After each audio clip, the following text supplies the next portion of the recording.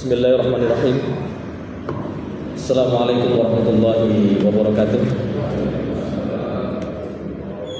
Alhamdulillahilladzi yadhkuru man dzakara wa yujibu man da'a wa yaghfiru liman istaghfara wa yatubu man taba ilaihi.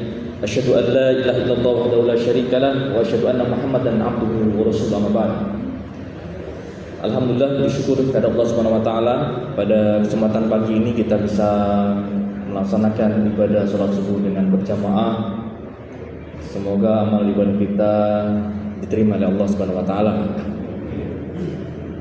Pagi ini merupakan momen yang bahagia, sedih ya. Bahagia karena Idul Fitri. Kemudian sedihnya kita ini sudah ditinggalkan oleh Ramadan. Yang mana kalau Ramadan itu pahalanya itu banyak promonya, banyak diskonnya. Istilahnya kalau bahasa Malang ini pahalanya searat-arat. Ya, ngapunten ini kalau misalkan bahasa saya ini bahasa Malangan ya, agak kasar. Berjudul bahasa apa ini saya mohon maaf ya kalau misalkan nggak sengaja ngomong apa gitu ya. Nah, gimana bapak-bapak sabuknya sudah kendor atau terasa gimana sekarang ini? Atau tetap aja ukurannya? Kalau normalnya sih harusnya kalau kita puasa berarti kan mengurangi makan. Berarti ya normalnya itu perutnya, lingkar perutnya berkurang ya, normalnya. Kecuali kalau misalkan kita puasanya ada istilah balas dendam. Balas dendam. Waktunya buka ikut buka, nanti tarawih makan lagi, mau tidur makan lagi. Katanya ben tambah kuat di puasa nih. Jadi makannya banyak pas malam hari. Akhirnya ya ukuran perutnya tetap aja. Hari jamaah yang berbahagia, kira-kira puasanya mudah atau susah, berat atau ringan? Ya. Oke, boleh berat, boleh ringan ya, masing-masing punya ini sendiri. Kalau saya ya termasuk berat juga ya. Kita biasanya makan tapi nggak makan, tapi jadi ringan karena kita ini berjamaah. Kalau di sini ada sahur bersama, buka bersama, itu nikmat kan, bahagia ya, itulah yang meringankan kita karena kita berjamaah. Dan agama ini sebenarnya kan tutorial, panduan kita hidup. Yang namanya tutorial itu ya panduan. Kalau mungkin bapak-bapak, ibu-ibu yang kerja di Shopee bagian check out ya, ada yang bagian check out ya kerja. Jadi check out Shopee, check out Tokopedia itu ya. Itu kan kalau habis beli barang kan ada tutorialnya kan, harus di video dulu ya kan. Nanti kalau ada kerusakan bisa dikembalikan. Itu tutorialnya. Nah, tutorial kita hidup ini ya Al-Qur'an hadis itu. Jadi kalau kita ini nggak sesuai tutorial, yo barang rusak nggak bisa dikembalikan ya, nggak sesuai tutorial karena kita nggak manut. Nah, itulah manusia. Kalau katanya orang Malang itu ya, sudah dituturi wangel ya dapuranmu itu ya ngono itu, dapuranmu itu. Ada kan agama itu memudahkan kita sebenarnya kan, meringankan kita. Yang jadi sulit itu karena manusianya sendiri. Allah sudah mengingatkan dalam surah Al-Mulk itu, a'udzubillahi minasyaitonir rajim, huwallazi ja'ala lakumul arda dhalulan famshu fi manakibiha wa kulu min rizqihi wa ilayhi nusyur. Dhalulan. Allah itu menciptakan bumi, langit sisinya untuk manusia, dhalulan, ringan. Jadi perkara dunia ini ada diabot-abot. Enggak usah dipegang teman-teman. Karena Allah itu membuat bumi dan sisinya itu ringan. Ringannya seperti apa? Nun sewu, kayak kertas ini. Kertas ini ringan. Tapi coba kalau misalkan jenengan pegang gini terus, 1 jam, 2 jam, 3 jam, 4 jam, 5 jam, ya apa? Gimana? Kemang apa? Ya itulah kalau kita ini mikirin dunia terus. Maka Allah ngasih guidance, panduan, tutorial. Salat. Lepas salat, khusus, lepaskan urusan dunia. Allahu Akbar. Urusan lain-lain bahasa. Muadzinnya sudah mengingatkan kita, hayya 'alal falah. Mari menuju kemenangan, mari menuju kebahagiaan. Jadi kalau keluar masjid harusnya kita ini bahagia ya. Kalau jenengan keluar dari masjid ini masih merenggut, aduh, apa? Harusnya keluar masjid itu bahagia. Ya. Kenapa kok bahagia? Karena kita ya sudah meletakkan urusan dunia. Keluar dari masjid, angkat lagi ya. Jadi ringan ya. Taruh, sholat, keluar masjid, angkat lagi. Karena yuridullahu bikumul yusra wa la yuridu bikumul usra. Karena Allah itu ingin memudahkan kita, bukan mempersulit. Jadi ibadah itu mempermudah kita, bukan mempersulit. Kalau kita cek lagi itu, semua perintah-perintah Allah itu pasti membawa manfaat, dan setiap larangan Allah itu pasti membawa mudarat. Pasti membawa mudarat. Kalau nggak diketahui zaman sekarang, nanti pada waktunya pasti akan diketahui. Ada apa di balik pelarangan tersebut? Contoh misalkan pada zaman Rasulullah dilarang makan babi, ya, dilarang makan babi. Karena padahal pada zaman itu babi itu enak-enaknya makanan. Makanan yang paling lezat itu babi. Tetapi karena Rasulullah yang menyampaikan, oh jangan macam-macam, langsung sahabat kan sami'na wa ta'na, sami'na wa ta'na. Wis perkara itu ada cacingnya katanya, ada apanya, wis itu nggak kepikiran kan, nggak ada laboratorium, ya gimana buktikannya kan? Tapi di zaman kita banyak laboratorium yang berbicara. Oh, ternyata benar, kenapa kok dilarang? Ternyata gennya babi karena dan gennya manusia, penelitian terbaru ini, gennya babi sama gennya manusia itu mirip. Jadi penyakit-penyakit baru sekarang ini yang nggak usum di zaman bapak-bapak yang sudah sepuh itu, ya, sekarang muncul penyakit itu.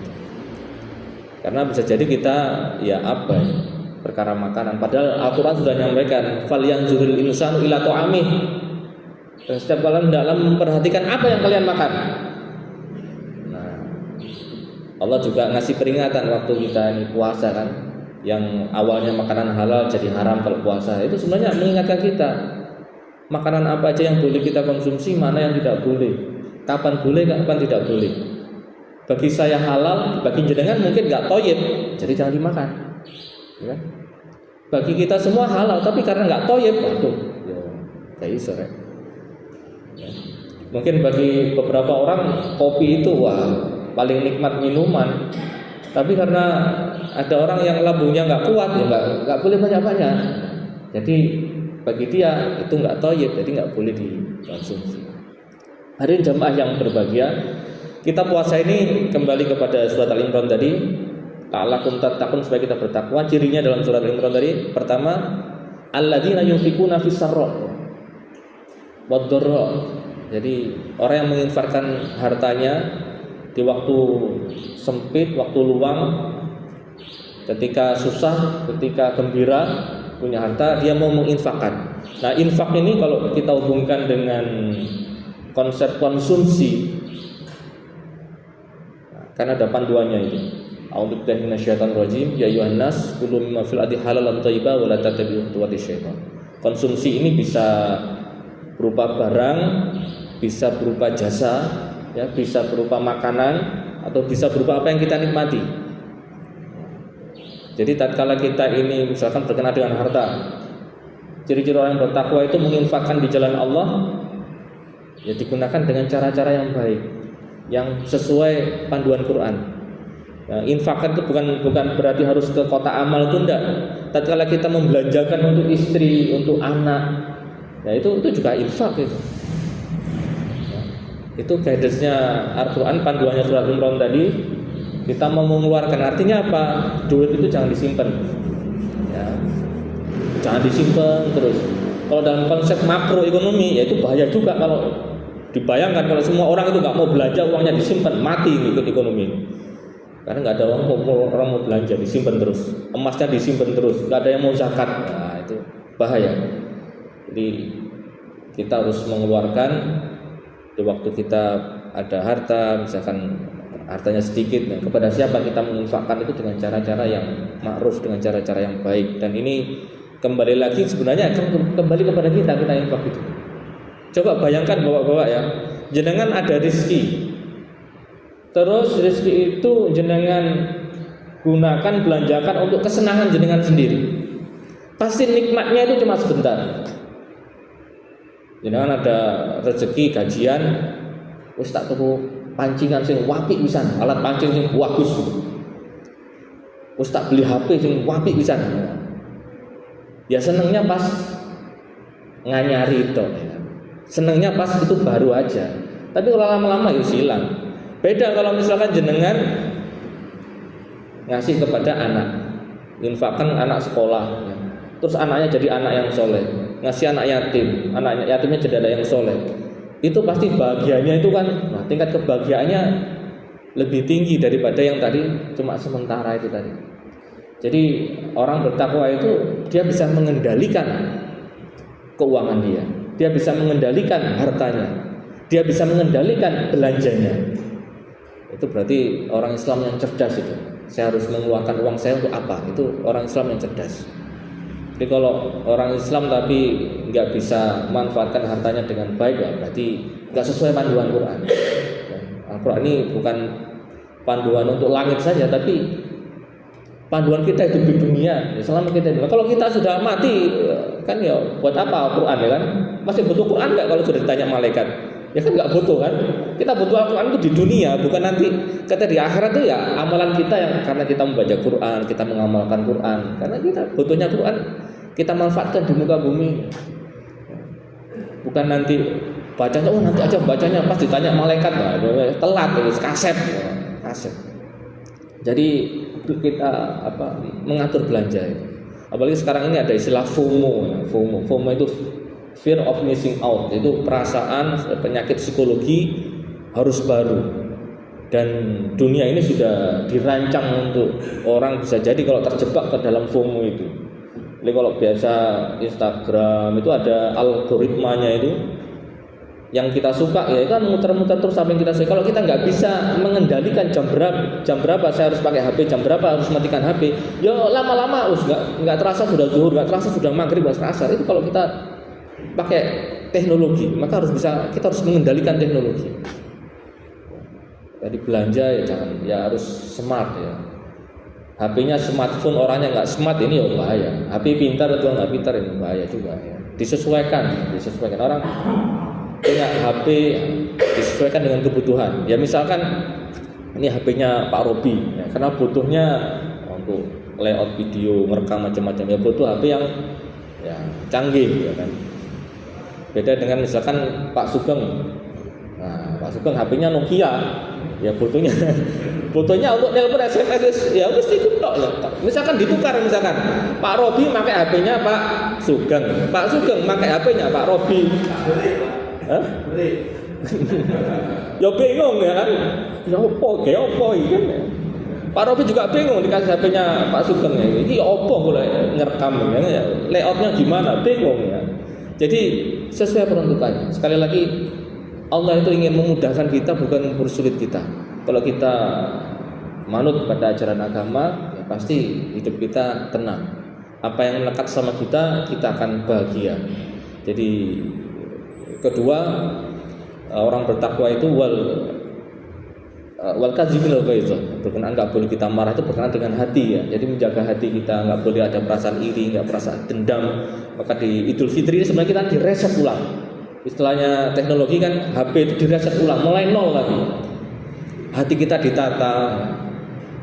Tidak boleh kita punya rasa dendam, perasaan iri, karena sudah tabiat manusia itu iri bisa jadi kepada orang yang dilebih hartanya. Itu di Quran sudah disampaikan seperti itu. Tapi dengan adanya Idul Fitri ini, pasca Ramadan ini, kita direset hati kita.